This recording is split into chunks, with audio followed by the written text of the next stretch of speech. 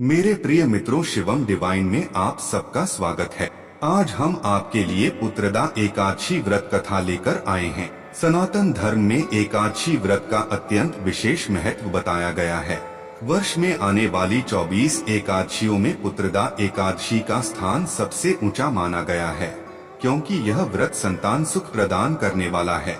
जिन दंपतियों को संतान नहीं होती या जिनके संतान होकर भी दीर्घायु और सद्गुणी नहीं होती, उनके लिए यह एकादशी वरदान स्वरूप मानी गई है। पौष मास के शुक्ल पक्ष में आने वाली इस एकादशी को पुत्रदा कहा गया है, अर्थात पुत्र प्रदान करने वाली एकादशी।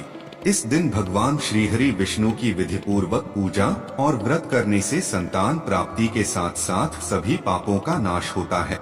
आइए अब इस पावन व्रत की प्रसिद्ध कथा को विस्तार से जानते हैं। प्राचीन समय की बात है। भद्रावती नगरी नामक एक अत्यंत सुंदर और समृद्ध नगर था। इस नगर में धर्म प्रिय, न्यायप्रिय और प्रजावत्सल राजा सुकृत राज्य करते थे। राजा सुकृत पराक्रमी, विद्वान और दयालु थे। उनकी प्रजा सुखी थी और राज्य में कहीं भी अन्याय नहीं होता था। राजा की पत्नी रानी शैव्या अत्यंत पतिव्रता, धर्मपरायण और सौम्य स्वभाव की थी। राजमहल वैभव से भरा हुआ था, किंतु राजा और रानी के जीवन में एक गहरा दुख था। उनके कोई संतान नहीं थी।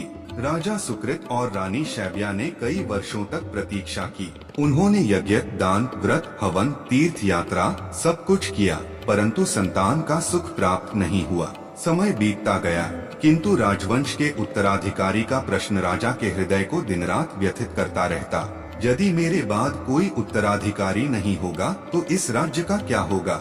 मेरे पूर्वजों की आत्मा कैसे तृप्त होगी? पितरों का उद्धार कैसे होगा?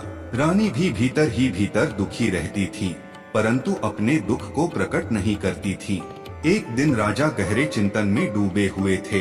तभी राजपुरोहित ने कहा, महाराज, यह दुख संभवतः किसी पूर्व जन्म के पाप के कारण है। जब तक उसका निवारण नहीं होगा तब तक संतान सुख प्राप्त होना कठिन है। राजा ने यह सुनकर गंभीर स्वर में कहा, यदि मेरे पूर्व जन्म का कोई दोष है तो मैं उसका प्रायश्चित करना चाहता हूँ। मुझे मार्ग दिखाइए। राजा ने राज्य का भार मंत्रियों को सौंपकर वन की ओर प्रस्थान किया। वहाँ उन्होंने अनेक ऋषि मुनियों से भेंट की और अपने दुख का कारण पूछा। अंततः वे महर्षि लोमश के आश्रम पहुँचे। महर्षि लोमश त्रिकालदर्शी और महान तपस्वी थे। राजा ने उन्हें साष्टांग प्रणाम कर अपनी पीड़ा व्यक्त की।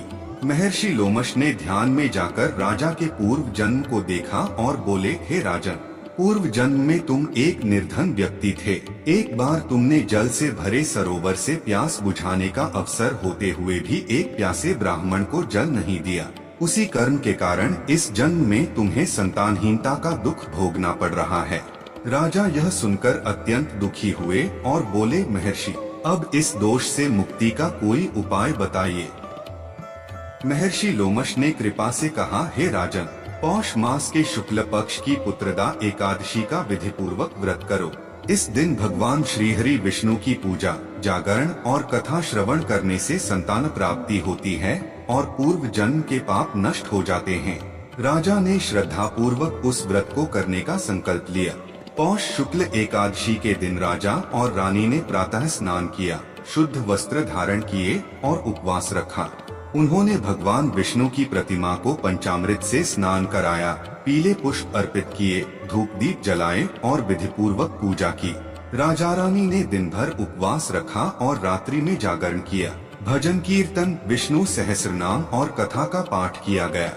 उनकी श्रद्धा, भक्ति और विश्वास पूर्ण था। व्रत के प्रभाव से कुछ ही समय में रानी शैव्या गर्भवती हुई।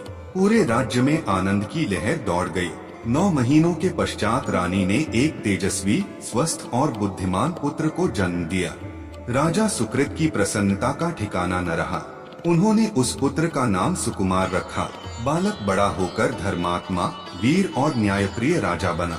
महर्षि लोमश ने कहा, हे राजन, पुत्रदा एकादशी का व्रत न केवल संतान प्रदान करता है, बल्कि पितरों को तृप्त करता है, जीवन के दुख दूर करता है और मोक्ष का मार्ग भी प्रशस्त करता है। आज भी जो स्त्री पुरुष श्रद्धा से पुत्रदा एकादशी का व्रत रखते हैं, उन्हें संतान सुख प्राप्त होता है। संतान दीर्घायु और संस्कारी होती है। गृहस्थ जीवन में सुख शांति आती है।